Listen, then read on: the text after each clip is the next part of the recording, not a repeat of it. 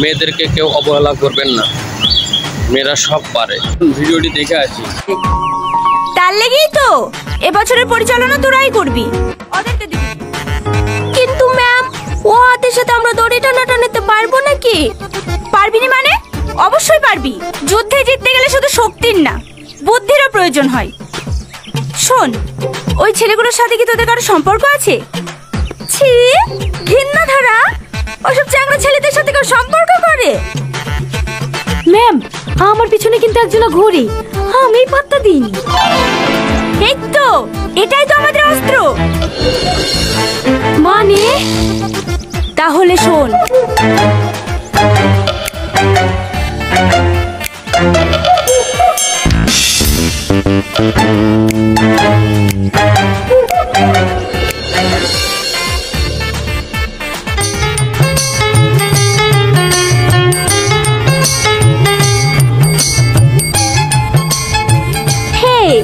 একটু শোনো না। আমাদেরকে বলছো? না, তোমাকে। বাবা, কথা শুরি চেঞ্জ হয়ে গেছে যে।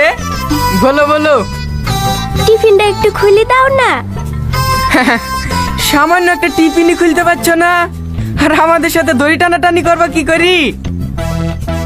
এই লাও।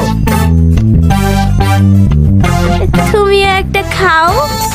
না না, আমি খাবো না। ধরো তো, একটু সরে চলো, আমিও এখানে বসে খাবো।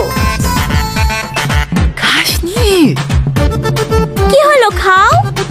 হ্যাঁ। আরে শালা খাসনি, মোটাই ধান্দা করছে, বুঝতে পারছি নি।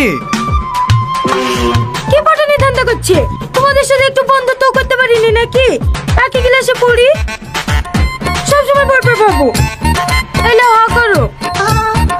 আমি? হ্যাঁ। ঠিক আছে, দাও।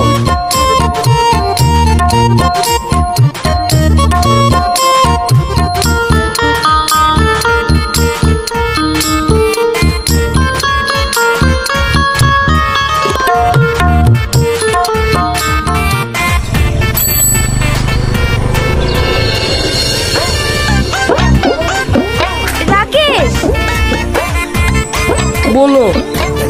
আমার পায়ে খুব ব্যথা করছে, হাঁটতে পারছি না। আমার সাইকেলে করে একটু নিয়ে চলো না। তুমি কোথায় যাবা?